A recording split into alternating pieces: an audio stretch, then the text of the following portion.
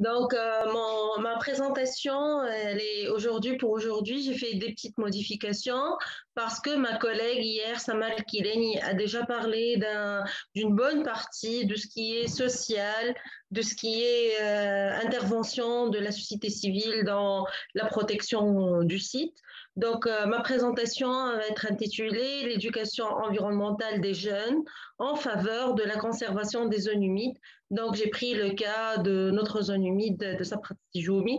Donc, c'est bien sûr toujours dans le cadre d'un projet qui est financé par le Fonds des écosystèmes critiques, CEPF.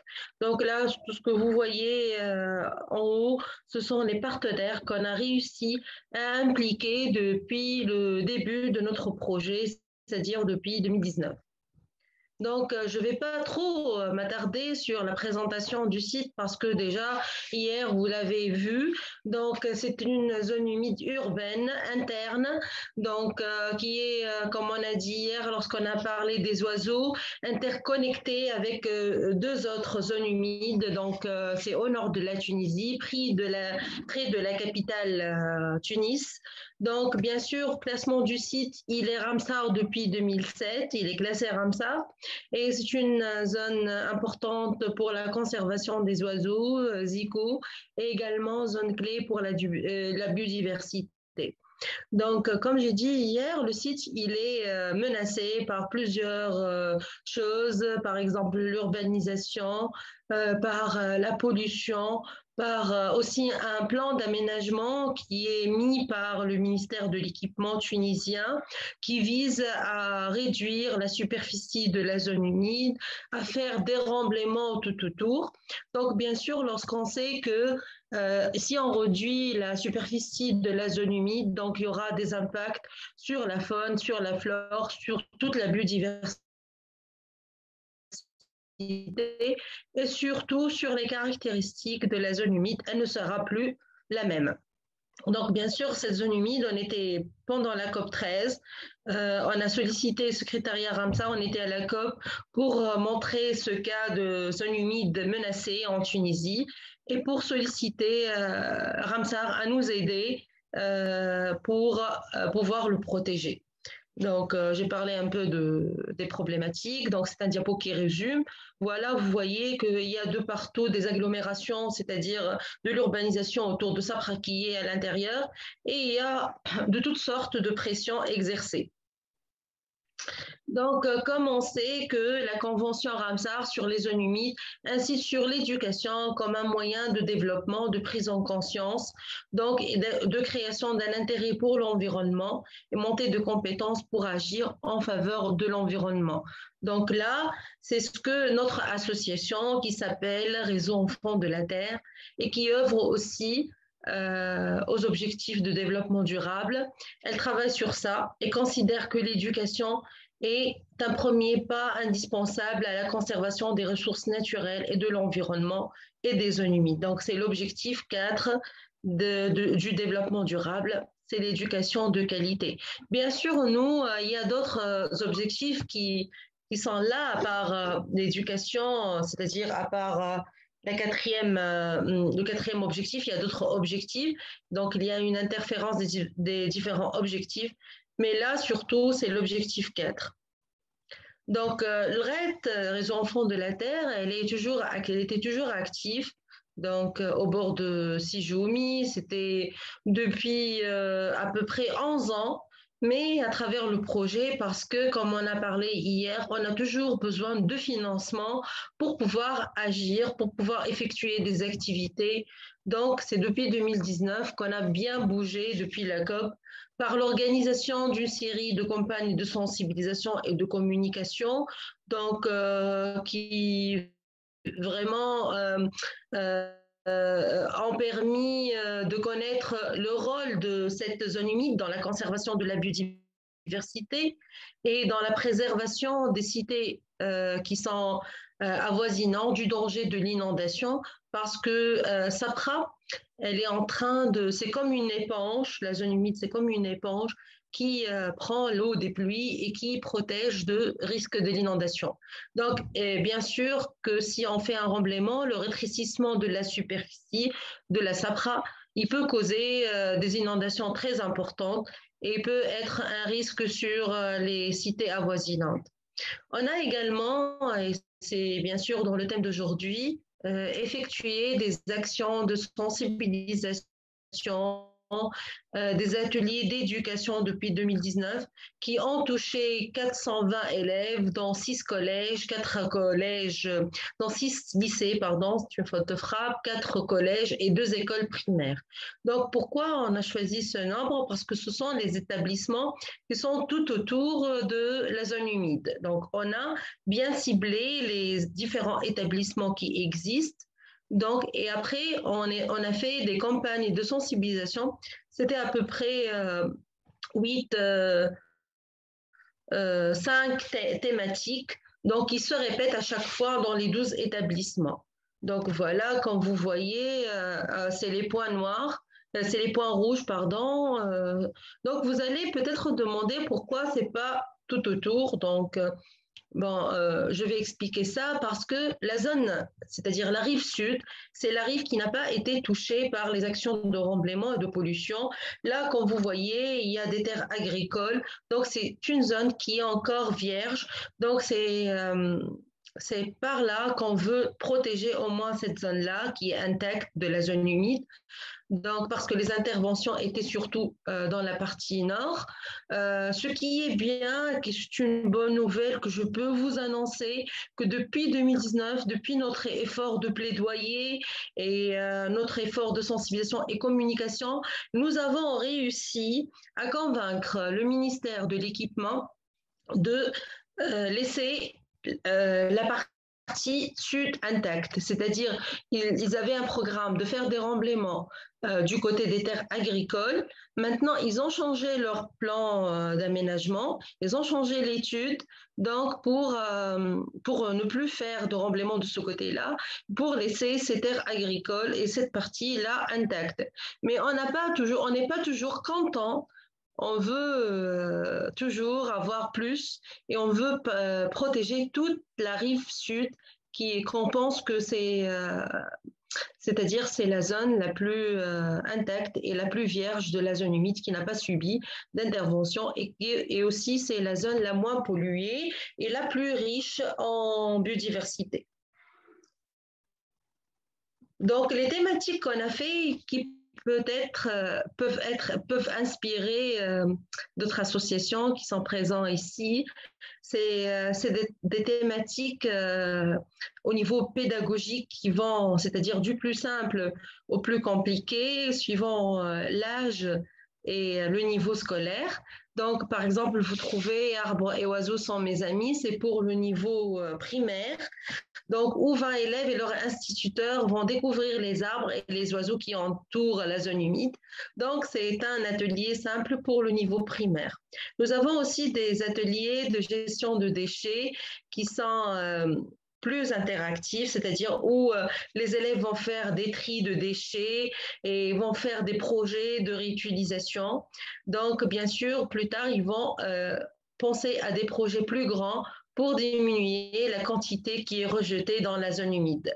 Donc, c'est l'atelier, comme j'ai dit, c'est un ensemble d'activités manuelles à partir d'emballages récupérés dans la zone humide. Aussi, on a un atelier sur la sapra aux yeux de ses enfants. Donc, c'est-à-dire comment les gens qui sont autour de la zone humide, comment ils la voient. Parce qu'on a vu qu'il y avait au début une image négative. Ils disent qu'il s'agit d'un dépotoir sauvage, c'est une source pour les moustiques, c'est une source pour les odeurs désagréables. Donc, mais je vous assure que depuis 2 ans, c'est-à-dire depuis 2019, ce regard, cette image négative, elle a totalement changé par ces ateliers-là. Et là, ils voient autrement leur zone humide. Donc, aussi parce que nous avons une grande zone agricole à côté de la zone humide, nous avons des ateliers sur les zones humides et les agricultures, donc où les élèves sont sensibilisés au rôle de l'agriculture dans la conservation de la sapra. Vous allez me dire que peut-être, c'est-à-dire l'agriculture peut être néfaste sur la zone humide, Maintenant, ce sont des zones agricoles qui existaient depuis toujours et il n'y a pas d'intervention aux dépens de la SAPRA. Donc, mais plutôt ces zones agricoles, ils protègent la SAPRA de l'urbanisation, mais surtout aussi, ils sont une source importante pour l'alimentation des oiseaux qui existent dans la zone humide. Il y a aussi des ateliers sur la biodiversité de la SAPRA parce qu'on a fait des inventaires récents sur la biodiversité et on a essayé de simplifier ces inventaires de faune et flore pour les présenter aux élèves. Et bien sûr, pour un niveau plus élevé, un niveau lycée, donc on fait des brainstorming, brain act, où les instituteurs et les élèves vont parler ensemble, ils vont faire un brainstorming pour trouver des idées et des micro-projets, des solutions immédiates pour résoudre certains problèmes de SAPRA. Donc, c'est à petite échelle, bien sûr, ils ne peuvent pas faire grand chose, mais au moins, c'est très utile sur le plan de communication. Donc, comme vous voyez sur les photos, on a démarré avec une école primaire qui est sur les rives de Sapra, où les élèves peuvent même de la fenêtre voir la Sapra et voir les oiseaux. Malheureusement, cette année-là, on a fait des projets de construction. Il y a une sorte de pont qui est à côté de l'école et qui a empêché les élèves de voir cette agréable vue de Sapra. C'est plus accessible. Et voilà, vous voyez combien de risques il y a autour de cette zone humide-là. Donc, vous voyez que sur les images, certains ateliers où on a fait des animations, donc, l'objectif ultime, que c'est à la fin du projet, c'est-à-dire à cette année-là, 2021, on a 12 clubs d'éco-citoyenneté créés et on atteint l'objectif parce que là, nous sommes à la fin du projet. Le 30 juin, c'est la fin de notre projet et on a réussi à créer ces clubs et qui sont très interactifs et qui font beaucoup d'activités en faveur de la zone humide. Donc, comme vous voyez, il y a certaines photos de ces ateliers-là avec les enfants et avec les jeunes.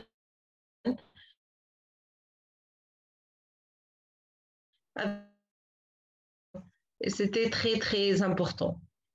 Aussi, on a fait des sorties terrain, comme vous voyez, pour la zone humide. Là, il y avait vous voyez la photo de l'observatoire dont a parlé ma collègue de là-haut hier. Donc, parce que nous sommes partenaires, on essaie de faire des actions complémentaires. Donc, nous, en tant qu'association RED, on ramène les enfants des écoles pour visiter l'observatoire et pour faire du birdwatching, pour voir les oiseaux. Donc, les impacts. Donc, à travers cette éducation et cette communication et cette éducation environnementale,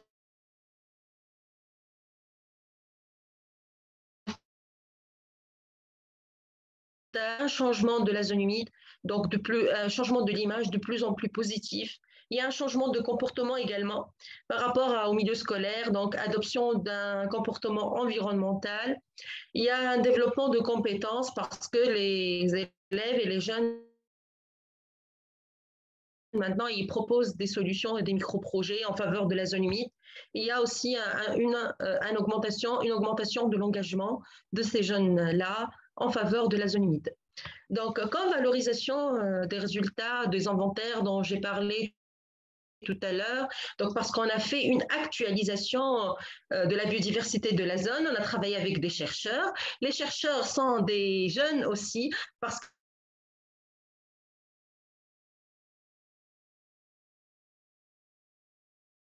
qu'on n'a pas travailler avec des experts internationaux ou avec des experts qui sont dans des bureaux d'études, mais surtout, on a voulu encourager la recherche scientifique et on a impliqué des jeunes qui travaillent encore dans leur mémoire de master et thèse. Donc, on fait les inventaires de faune et flore. Donc, à travers de ces informations-là, on a essayé d'établir un guide pédagogique sur les zones humides. C'est une première en Tunisie. C'est la première fois qu'il y a un kit qui parle des zones humides. C'est à destination des professeurs, des éducateurs pour sensibiliser les scolaires sur les zones humides en Tunisie. Il met l'enfant en position d'acteur, il le sensibilise à la complexité de la gestion de ces milieux. C'était en partenariat avec le ministère de l'Éducation, avec l'Agence nationale de protection de l'environnement. Donc, ce kit, il a été fait par des inspecteurs de l'enseignement supérieur, de l'enseignement secondaire.